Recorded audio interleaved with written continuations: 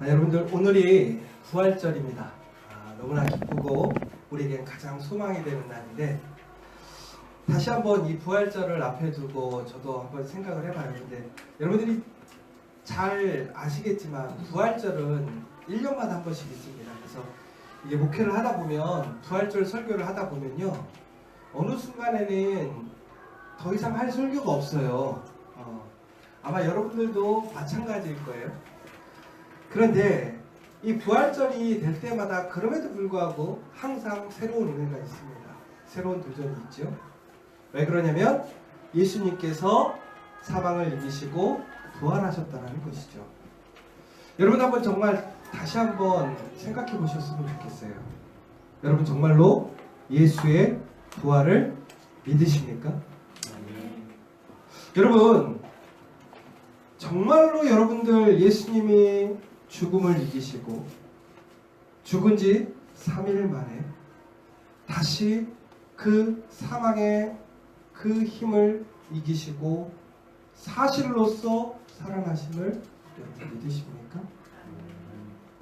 여러분 이 사실을 믿는다라는 것이 바로 우리가 바로 예수를 믿는 기준이에요. 그래서 우리가 세상 사람과 다른 것은 바로 이 예수가 부활하심을 믿는 것이고 사실로 인정하는 거예요. 그래서 우리는 예수를 하나님의 아들이라고 고백하는 것이죠. 우리는 죽음을 이기신 그 예수 그리스도를 우리는 믿음으로 그의 능력을 믿음으로 그의 권세를 믿음으로 우리는 두려운 것이 없는 거예요. 그래서 우리는 그 예수를 믿고 소망하며 살아갑니다. 바로 이때 중요한 게 하나 있어요. 예수를 믿는다라고 하는 것, 예수의 부활을 믿는다고 하는 사람들에게 바로 일반인과 아주 다른 것이 있습니다. 그게 뭐냐? 바로 삶의 자세가 다르다는 거예요. 일반인들이 문제를 만나거나 어려움을 만났을 때 그 문제를 대하는 태도가 믿는 사람은 분명히 다르다는 거예요. 여러분 그리스도인이라고 문제가 없나요? 그리스도인이라고 고난이 없나요? 아니죠. 예수를 믿어도 고난이 있어요. 어려움이 있어요. 불의의 사고가 와요. 그런데 예수를 믿는 사람과 예수를 믿지 않는 사람은 바로 그 문제 앞에서 그것을 바라보는 태도와 자세가 분명히 다르다는 거예요. 왜? 예수가 죽음을 이기고 살아나셨습니까? 어떠한 고난과 어려움도 우리를 올가맬 수 없기 때문에 우리는 그 앞에서 염려하지 않아요. 두려워하지 않아요. 불안해하지 않아요. 왜? 예수님이 그 모든 것을 이겨내실 것이니까. 여러분 오늘 예수님은 우리에게 다시 그렇게 시작할 수 있음을 이야기하시는 거예요. 저는 오늘 이 부활절을 통해서 여러분들이 다시 예수의 그 부활의 능력으로 다시 시작할 수 있는 두려움이 아니라 기쁨으로 회피나 도망이 아니라 오히려 그 자리에서 다시 시작할 수 있는 그 역사가 일어나기를 간절히 소망합니다. 특별히 오늘 말씀은 이제 예수님의 부활의 그 현장에서 예수님을 목격했던 사람들에 대해서 이야기를 하고 있습니다. 오늘 이 마태복음 28장 1절을 보면 예수님께서 부활하신 후에 그 부활의 현장에서 처음으로 예수님의 부활을 목격하는 사람이 있습니다. 그 사람들이 누구냐? 바로 막달라 마리아와 다른 마리아라고 나와 있습니다. 여러분 이 부활의 현장에는 이 막달라 마리아와 다른 마리아 외에도 다른 사람들이 있었습니다. 그들이 누구였을까요? 바로 마태복음 27장에 보시면 바로 예수님의 무덤을 지키라는 명령을 받고 그곳을 지키던 군인들이 있었습니다. 그런데 예수님이 오늘 그곳에서 부활하셨는데 그 부활의 그 소식이 그 사실이 두 사람들에게는 다른 결과를 보여주게 됩니다. 무슨 얘기냐면 예수님께서 부활하셔서 그 빈 무덤을 확인한 사람들이 한 사람은 그 무덤을 지키던 군인들이었고 다른 한 사람들은 바로 오늘 예수님을 만나기 위해 예수님의 시체를 보기 위해 그곳에 갔던 막달라 마리아와 다른 마리아인데 이들이 똑같은 사실을 똑같은 현상 앞에 있어요. 무엇이냐면 바로 그 무덤이 비어 있다는 거예요. 결국은 예수님께서 살아나셨다는 거예요. 그가 말씀하신 것처럼 내가 죽은 다음 바로 3일 만에 다시 부활하겠노라라는 그 약속처럼 그 현장에 있다는 거죠. 그런데 막달라 마리아와 그 마리아는 그 사실을 믿었어요. 그러나 그 사실을 현장에서 목격하고 그 현장을 지키고 바로 예수님이 부활하지 못하도록 살아나지 못하도록 오히려 그 문을 꽉꽉 닫고 있었던 그 군인들은 그 현장 앞에서 그 사실 앞에서 그것을 부인합니다. 인정하지 않죠. 종국에는 어떻게 되죠? 거짓말합니다. 무엇이라고? 예수를 믿는 사람들이 시체를 훔쳐갔다고. 똑같은 사실이에요. 예수가 부활하셨다는 그 사실을 목격한 사람들이 있어요. 그런데 그것을 사실로서만 인정하는 것이 아니라 그것을 믿는 사람들에게 진정한 부활의 영광이, 부활의 능력이, 부활의 소망이 오는 것입니다. 여러분들은 어떻습니까? 예수님의 진정한 부활을 믿으십니까? 아니면 사실로서 그냥 지식으로서 알고 계십니까? 왜 우리가 예수를 믿음에도 불구하고 우리가 신앙생활을 함에도 불구하고 왜 우리의 삶에는 살아남이 없을까요? 왜 변화가 없을까요? 왜 우리의 삶에 회복이 없고 소망이 없을까요? 바로 이 이유예요. 믿지 않기 때문에 그렇습니다. 오늘 그 믿음의 현장에 있던 여인들은 복을 받습니다. 예수님의 다시 살아나심을 목격하게 됩니다. 그런데 이 여인들이 그들의 삶 속에서 새로운 기회를 얻게 되는 거예요. 왜 그러냐면 오늘 예수님의 그 부활의 현장에, 목격의 현장에 처음으로 나타난 여자들은 두 사람의 여자였는데 엄밀히 보자면, 세상적으로 보자면요, 여인은 그 시대에 주류가 아니었어요. 그렇죠? 여인들은 인정받지 못했어요. 무엇인가 대단한 일을 할 수 없을 거라고 사람들은 인정했어요. 그리고 소외됐어요. 편견에 갇혀 있었어요. 그런데 오늘 그 여인들이 바로 예수님께서 부활하는 그 현장에 가장 처음의 목격자가 되었다는 거예요. 더 나아가서 오늘 그 여인들에게 사명이 주어지죠. 무엇이라고? 이 기쁜 소식을 제자들에게 알리라고. 더 나아가서는 너희도 갈릴리로 가라고. 그 제자들을 갈릴리로 가라고 이야기해 주라고. 결국은 이 여인들이 하는 역할이 뭐냐면 메신저예요. 여러분, 결국은 왕의 사신이 되었다라는 거예요. 그런데 이 여인들이 어떻게 이렇게 중요한 사람이 되었을까요? 그들의 삶의 가치가 달라졌을까요? 바로 그 믿음으로 그 현장을 지켰기 때문에 그렇다는 거예요. 여러분, 예수님을 만나면 우리의 삶이 달라집니다. 우리의 삶의 가치가 달라집니다. 여러분의 삶의 무게가 달라집니다. 진정으로 예수를 만난다면 어떻게 예수를 만날 수 있을까요? 예수를 만나기를 소망하는 사람들에게 예수를 만날 수 있는 거예요. 오늘 보시면 내가 아노라라는 이 단어가 있습니다. 이 얘기는 뭐냐면 5절에 보시면 너희가 찾는 줄을 내가 아노라. 천사들이 예수님을 보러 왔던 그 두 여인에게 이야기한 내용이에요. 그런데 이 이야기가 내가 아노라라는 것이 우리가 시제형으로 보자면 완료 시제거든요. 근데 이 완료 시제라는 게 결국은 뭐예요? 내가 오늘 너를 봐서 오늘 내가 너희들이 그렇게 예수님을 보기를 원했고 만나기를 원했다라는 것을 그 현장에서 알았다라는 게 아니라 뭐예요? 이미 이전부터 알았는데 오늘 어떻게 되는 거예요? 확증되었다라는 얘기예요. 그러면 이 여인들이 예수님을 보고자 예수님을 만나고자 소망했다라는 것은 결국은 언제부터라는 거예요? 오늘 우연히 아침에 일어났는데 갑자기 예수님이 보고 싶어서 온 것이 아니라는 거죠. 결국은 뭐예요? 이들은 예수님의 부활의 소식을 언제부터 기다리고 있었다는 거예요. 예수님께서 십자가에 달리신 그날부터 예수님께서 3일째 되는 날 살아나실 것을 믿고 기다리고 오늘 뭐하러 온 거예요? 보러 왔다는 거예요. 결국은 무슨 얘기예요? 여러분, 예수님의 그 수많았던 제자들이 다 어떻게 됐죠? 도망갔어요. 예수님의 가르침을 받았던 그 제자들은 아무도 그 자리에서 기다리지 않았어요.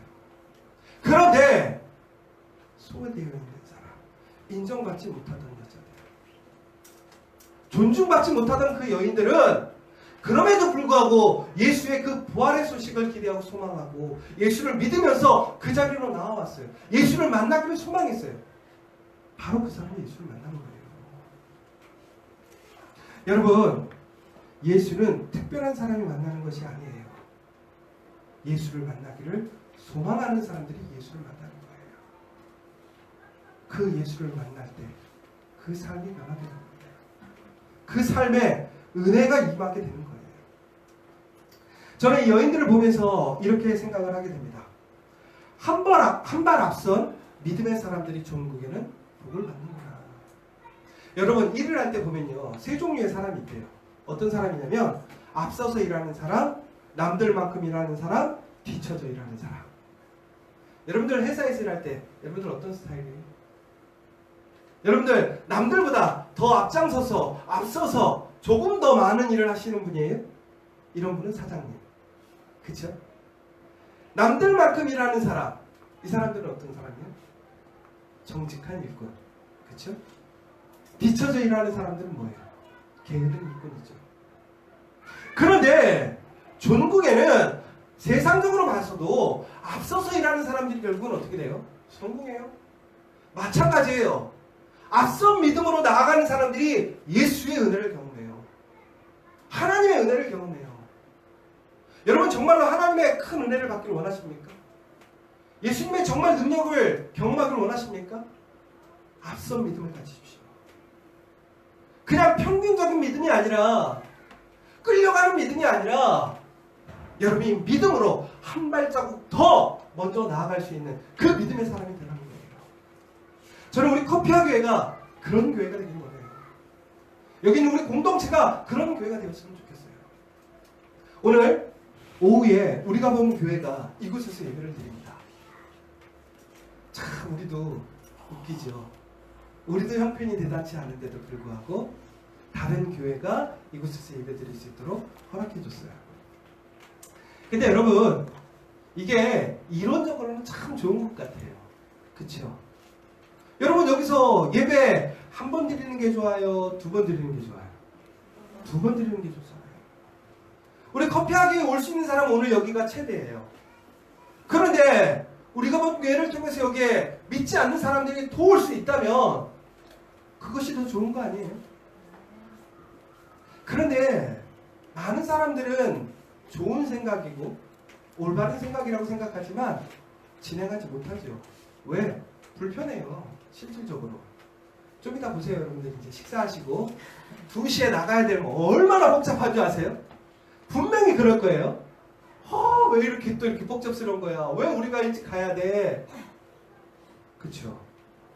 그 다음에 나중에 보세요. 분명히 그 친구들이 뒷정리 제대로 안 하고 가면 뭐라고 그러겠어요?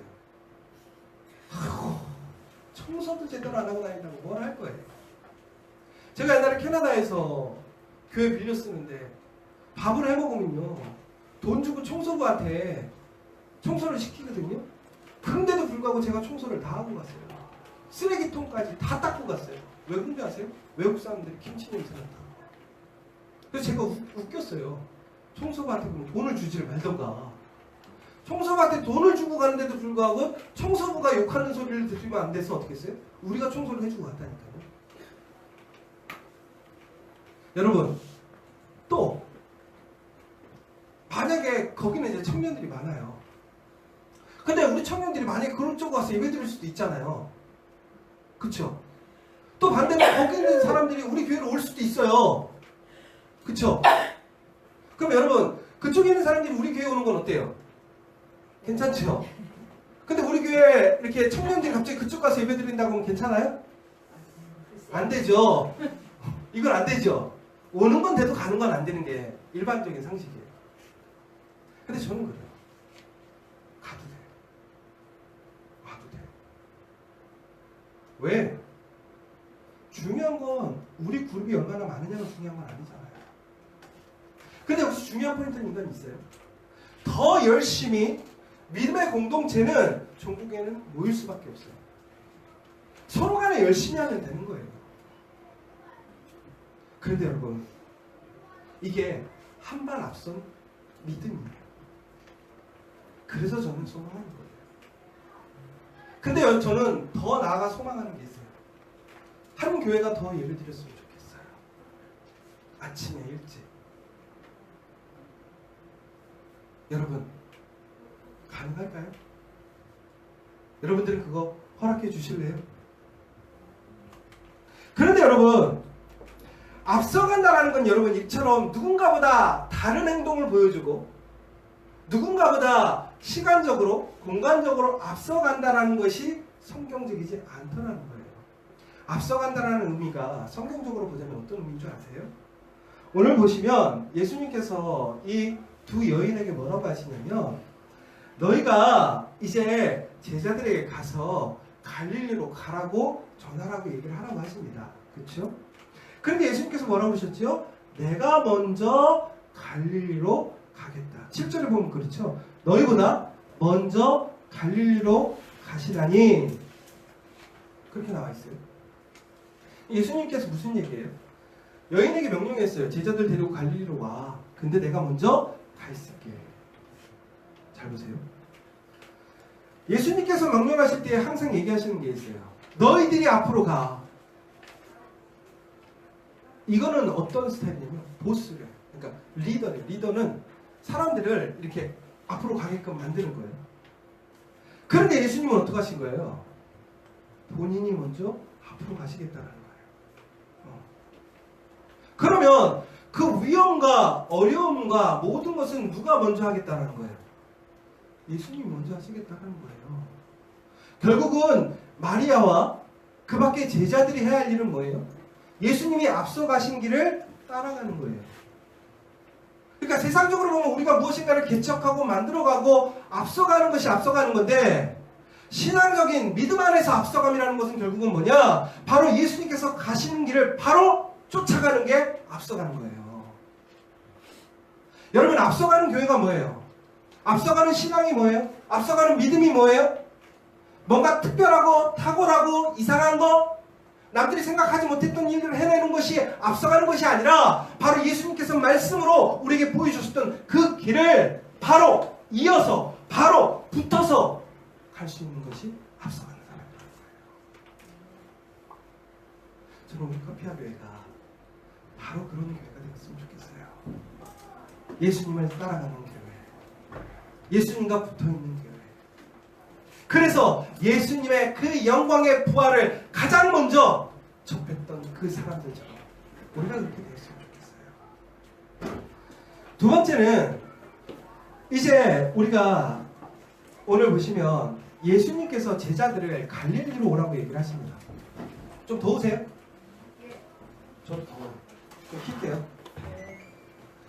그런데 여러분 한번 생각해 보세요. 왜 예수님은 제자들을 갈릴리로 오라고 하셨을까요? 한번 생각해 보셨어요? 지금 오늘 예수님이 계신 곳이 어디죠? 오늘 부활하신 곳이 어디예요? 예수님이 십자가에 달려 돌아가신 곳이 어디예요? 여러분 아세요? 예수님이 어디서 돌아가셨죠? 야, 우리 큰일 났다. 겟세마네 골고다 언덕에서 돌아가셨잖아요.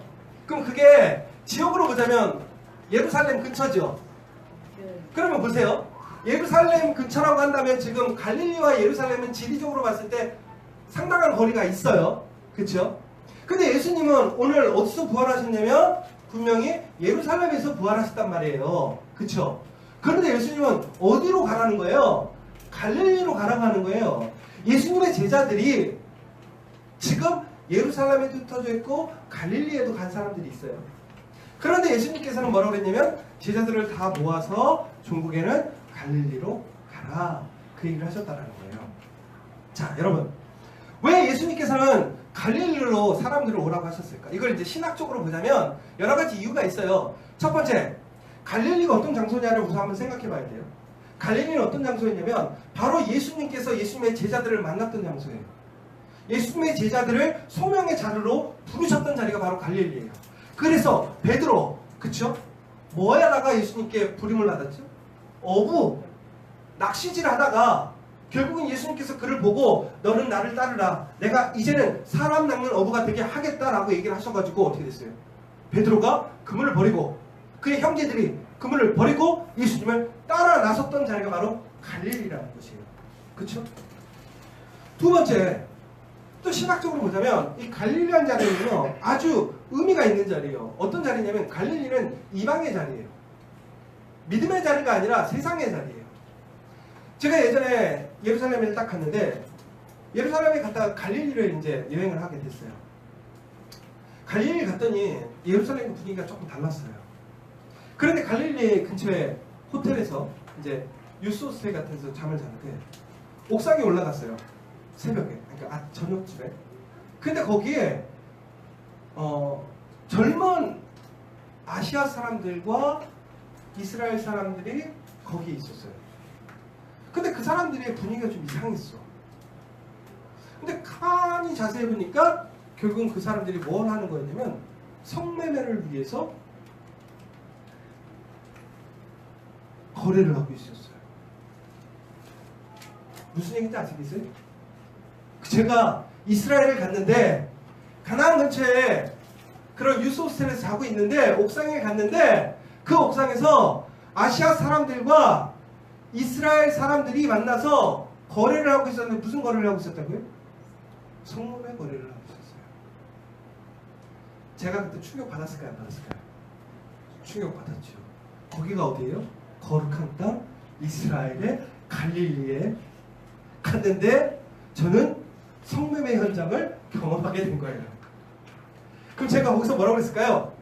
이러시면 안 돼요! 하고 했을까요? 아니면 제가 내려왔을까요? 내려왔죠. 무서워서. 타지에 제가 한국에서도 제가 설마 이렇게 못할 텐데 두려워서. 제가 이 얘기를 왜 하는지 아세요? 여러분, 성지가 아니에요. 똑같아요. 세상의 악이, 세상의 습관인 간섭이 완전 차고 넘치는 곳이에요. 그러면 예수님께서 갈릴리라는 곳이 거룩한 의미로 봤을 때 거룩하지 않은 곳이란 말이에요. 예수님이 무엇인가 새로운 사역을 하려고 그래요. 그러면 거룩한 곳에서 해야 되지 않아요? 의미 있는 곳에서 해야 되지 않아요? 의미 있는 사람들과 해야 되지 않겠어요? 그런데 예수님께서는 그런데도 불구하고 굳이 갈릴리로 오라고 하셨어요. 왜 그러셨을까요? 종국에는 이 갈릴리가 신학적으로 봤을 때 의미를 갖게 되는데 어떤 의미를 갖게 되냐면 이제는 예루살렘 중심의 유대인의 사역이 이제 갈릴리로 넘어가면서 어떻게 되냐면 선교의 시작이 됩니다. 결국은 이것을 우리는 신학적으로 봤을 때 선교의 미션의 시작이라고 보고 있어요. 그래서 갈릴리는 바로 미션의 시작, 거룩하지 못한 것이 바로 예수님과 그의 제자들이 다시 시작함으로 거룩함의 시작이 되었음을 우리에게 선포하고 알려주는 거예요. 종국에는 이거예요. 그것이 어떤 것이냐, 그것에 참여하는 사람들이 어떤 사람이냐가 중요한 것이 아니라 그곳에서 예수와 함께 다시 시작하면 그것이 거룩한 곳이 될 수 있고 거룩한 일을 할 수 있다는 바로 결론은 그거예요. 그런데 왜 예수님은 그들의 제자들을 그걸 불렀을까? 제가 젊었을 땐 솔직히 저도 많은 고민을 했어요. 어떻게 사는 것이 정말 잘 사는 걸까? 어떻게 살아야 행복할 것인가? 솔직히 젊었을 때 참 막연하잖아요. 근데 여기 우리 청년들이 있는데, 우리 청년들이 지금 아무리 직장이 있어도 솔직히 우리 안에 항상 고민이 있어요. 어떤 것이 정말 잘 사는 것일까? 어떻게 살아야 행복할 것인가? 저는 그 고민을 많이 했어요, 솔직하게. 그러면서 또한 내 안에 열등감도 있고, 내 안에 욕구도 있고, 그 모든 것이 엉켜가지고 정말로 내가 잘 살 수 있는 것이 무엇일까에 대해 고민을 했었어요. 그런데 결국에는 그 답을 진지하게 찾기보다는 그냥 세상 가운데서 세상의 방법으로, 세상의 즐거움에서 쉽게 만족해하고 혹은 시간을 보냈던 것이 젊은 시절이었던 것 같아요. 제가 그 고민 때문에 솔직히 처음에 캐나다를 처음에 갔었어요. 근데 바로 그때 저는 이 질문을 하고 캐나다에 첫 번째 다시 돌아왔었죠. 이렇게 살면 안 되겠구나. 그런데 그날 제가 이제 캐나다에서 돌아온 날 이제 친구들하고 다들 만났어요. 우리 동네 형들하고 우리 모두 다. 그러면서 어떻게 지냈니? 그러면서 제가 이제 그런 얘기를 했었어요. 내가 이제는 좀 다르게 살아야 되겠다고. 그러면서 그날 정말로 밤을 새가면서 정말로 진지하게 한 것이 아니라 기쁘게 즐겁게 새벽까지 이야기하고 놀았어요. 그런데 중요한 것은 이거예요. 이 진지한 얘기 아니에요. 진지하게 듣지 마세요.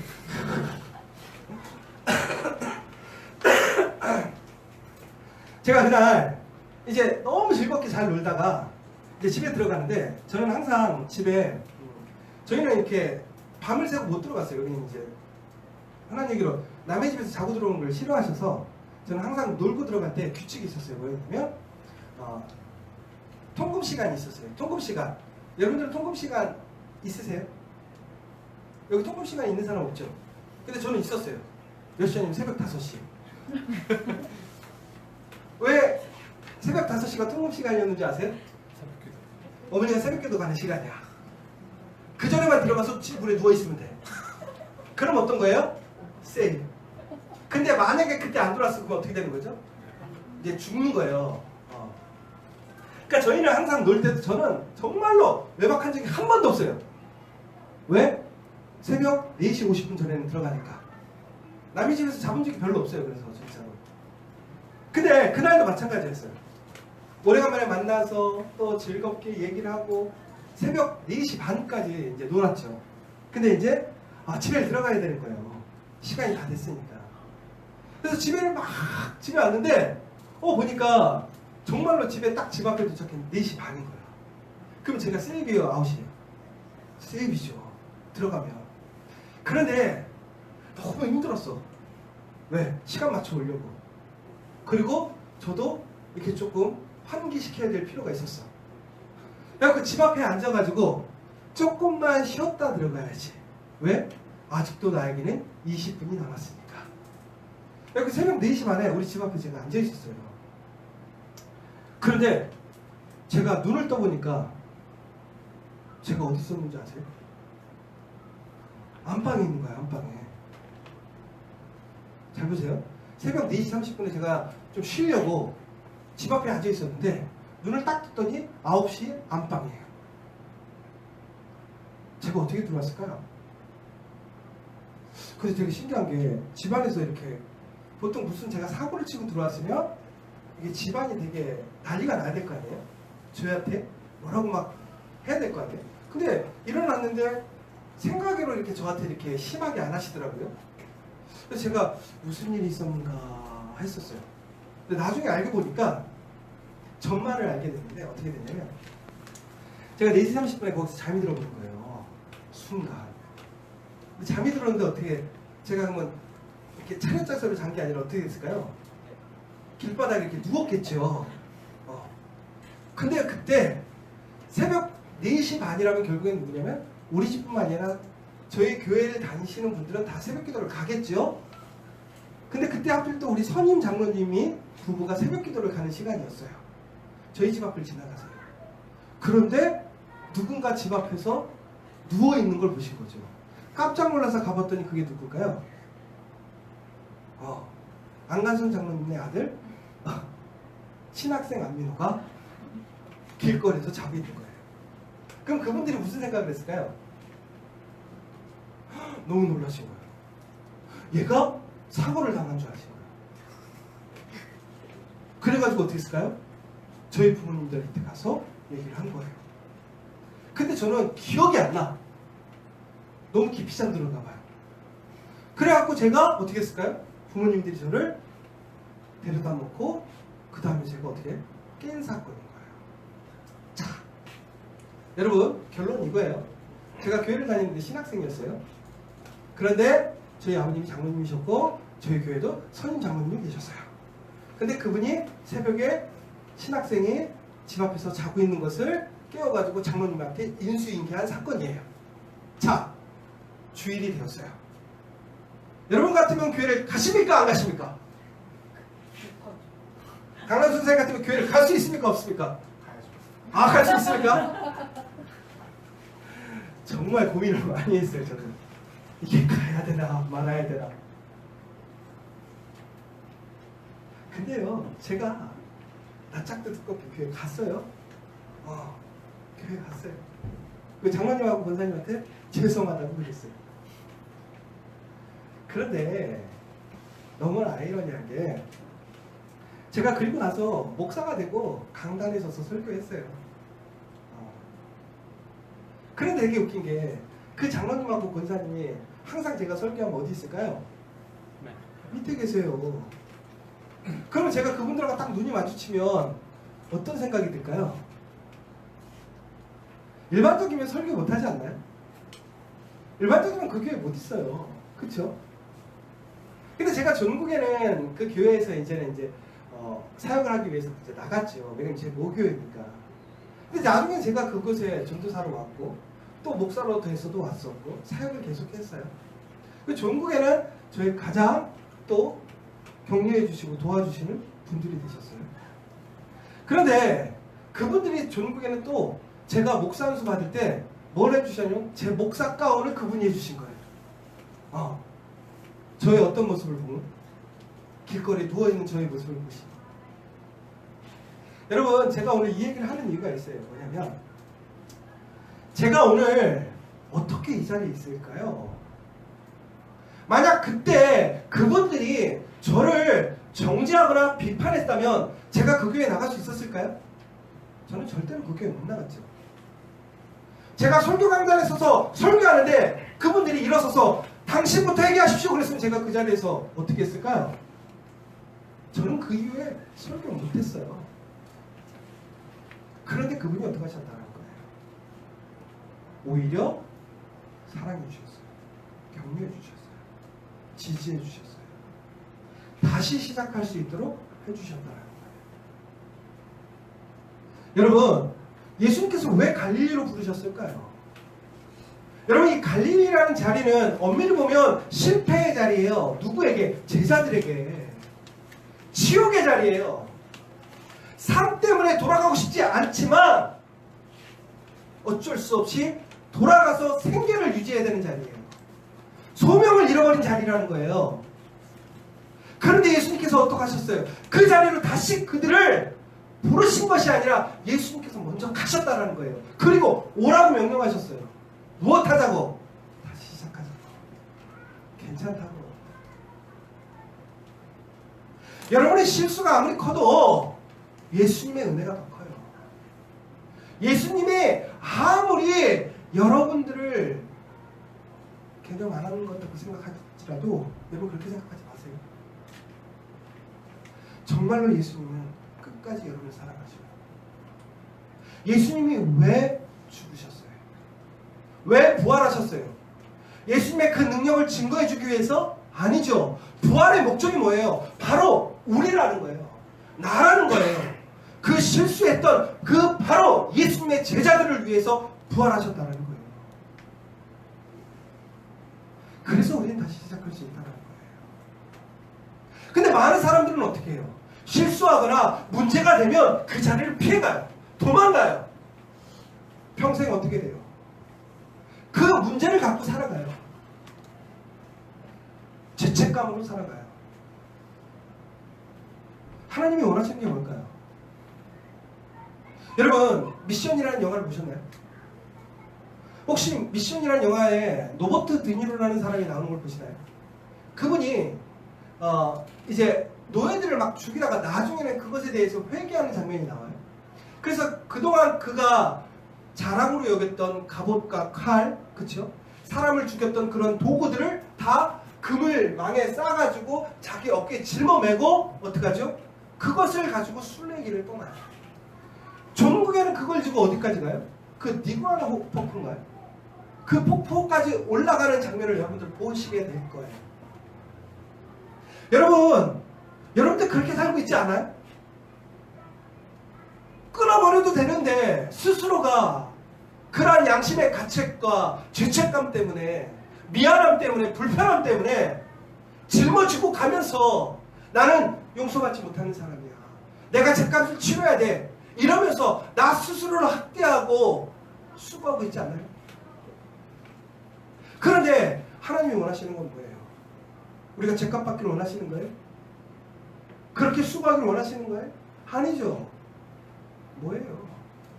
그렇게 하지 않아도 된다는 거예요. 왜? 그의 죄값을, 그의 문제를, 그의 실수를 누가 책임지셨다라는 거예요? 예수가 책임지셨다라는 거예요. 무엇으로? 그의 생명으로. 그래서 오늘 다시 시작할 수 있다는 거예요. 사랑하는 여러분, 왜 우리에게 부활절이 중요한 줄 아세요? 부활절은 그 모든 실수와 잘못들을 끊어버려요. 다시 시작할 수 있게 하는 거예요. 여러분, 정말로 제가 여러분에게 간절히 소망하는 게 뭔지 아세요? 피하지 마세요. 도망가지 마세요. 실수의 자리를 외면하지 마세요. 오히려 우리가 그 자리를 당당하게 나아가서 예수님이 앞서가신 그 자리에서 예수님과 함께 다시 시작할 수 있다는 거예요. 저는 커피와 교회를 이렇게 8년 동안 목회하면서 제가 잘한 것만 있겠어요? 저 못한 거 너무 많아요. 지금도 실수투성이에요. 그런데 제가 왜 아침마다 다시 소망을 갖는 줄 아세요? 희망을 갖는 줄 아세요? 바로 이 자리에 예수님이 함께 하시니까, 우리의 공동체 예수님이 주인이시니까, 그래서 다시 시작할 수 있는 거예요. 소망을 가질 수 있는 거예요. 희망을 가질 수 있는 거예요. 그래서 오늘 예수님이 뭐라 하시는 거예요? 갈릴리로 오라는 거예요. 여러분들의 삶의 갈릴리는 어디십니까? 그 회피하는 자리가 아니라 다시 시작하는 자리가 되어야 돼요. 우리 커피와 교회 이곳이 바로 여러분의 회피의 자리, 실수의 자리, 문제의 자리가 아니라 그 문제가 있고 실수가 있을지라도 그것을 예수님께 맡기고 다시 시작할 수 있는 그 부활의 영광의 자리가 될 줄 믿으시기 바랍니다. 마지막으로 여러분, 그런데 이 일은 우리가 어떤 마음을 할 수밖에 없냐면 두려움과 기쁨으로 할 수밖에 없다는 거예요. 오늘 말씀 보시면 이렇게 나오죠. 8절에 그 여자들이 무서움과 큰 기쁨으로 빨리 무덤을 떠나 제자들에게 알리려고 다름질할세. 여러분이 아무리 이 부활의 소식이, 예수님의 놀라운 능력이 우리에게 주어져도 우리는요, 그 사실 앞에서 양가 감정이 생겨요. 뭐가? 두려움과 기쁨이. 그런데 여러분, 기쁨보다 두려움이 더 많은 거 아니에요? 그래서 우리가 솔직히 못하는 거 아니에요? 그런데 예수님께서 그 여인들을 만나십니다. 9절에 보면 뭐라고 되어 있냐면 평안하냐? 이렇게 물어보세요. 정말 뜬금없는 얘기죠. 경험 없는데 평안하겠어요? 근데 이게 어원적으로 보자면 평안하냐라는 게 아니에요. 뭐예요? 기뻐하라는 얘기예요. 보세요. 여자들이 무서움과 큰 극범으로 예수님의 명령, 예수님의 부활의 사실들을 듣고 제자들에게 전하고 갈릴리로 가려고 하는데, 바로 그 과정에서 예수님께서 어떻게 하신 거예요? 그 여인을 만나주신 거예요. 그러면서 뭐라고 했냐면 평안하냐? 기뻐하라는 거예요. 결국은 뭐예요? 여러분, 예수님의 부활의 영광에 참여하기 위해서 우리가 어떻게 되느냐? 두려움도 있어요. 기쁨도 있어요. 그러나 우리가 바라봐야 될 게 뭐예요? 기쁨이라는 거예요. 두려움이 없다라는 게 아니에요. 두려움이 있어요. 불안이 있어요. 의심이 있어요. 그러나 그것들을 뒤로 하고 무엇을 보라는 거예요? 기쁨을 보라는 거예요. 부활의 기쁨. 부활의 능력을 보라는 거예요. 그러면 어떻게 된다? 예수를 다시 만나게 된다. 종국에는 이것을 통해서 그 여인과 제자들은 다시 시작하게 되었어요. 결과는 어떻게 되었어요? 바로 오늘 우리가 예수의 사람들이 되었다. 그들이 패배자에서, 실패자에서, 배신자에서 다시 하나님의 믿음의 놀라운 일꾼들로, 하나님의 존귀한 자들로, 하나님의 역사를 만들어내는 사람들로, 기적이 상식이 되게 하는 그런 놀라운 사람들이 되게 되었다는 거예요. 사랑하는 여러분, 오늘 부활절 그 예수님을 믿고 의지하시기 바랍니다. 예수님의 그 능력을 소망하는 여러분들이 되었으면 좋겠어요. 마지막으로 우리 이 영상을 한번 보도록 하겠습니다. 이게 금요일날 아침에 보여드렸던 건데, 예수님이 진정 누구이신가, 예수님의 그 능력이 무엇인가를 다시 한번 함께 봤으면 좋겠습니다. Bible says, my king is the king of the Jews. He's the king of Israel. He's the king of righteousness. He's the king of the ages. He's the king of heaven. He's the king of glory. He's the king of kings. And he's the Lord of lords. That's my king. I wonder, do you know him? My king is a sovereign king. No means of measure can define his limitless love.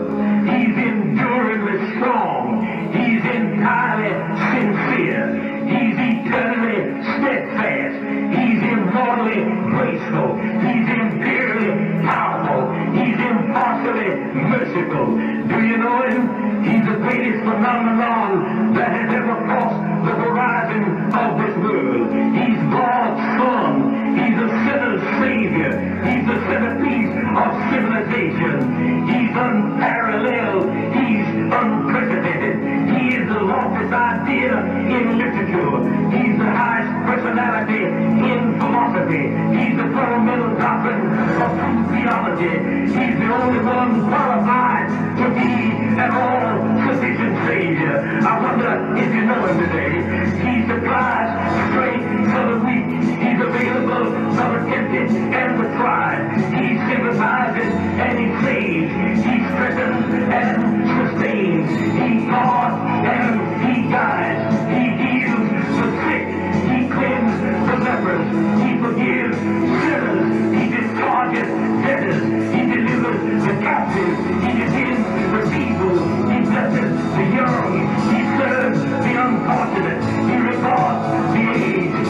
He rewards the diligent. And he purifies the meek. I wonder if you know him. He's the key to knowledge. He's the wellspring of wisdom.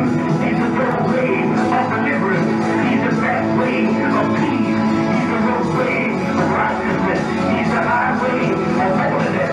He's the gateway of glory. Do you know him? Well, his light is matchless.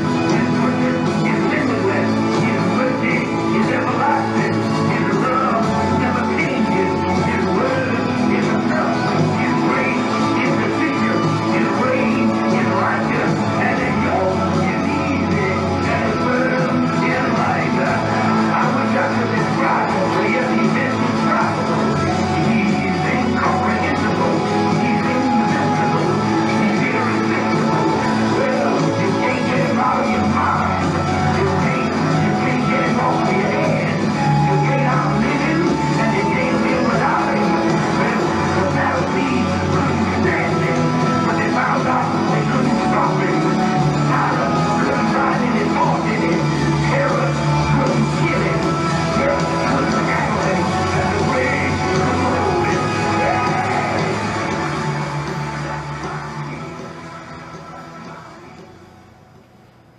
예수님이 이런 왕이십니다.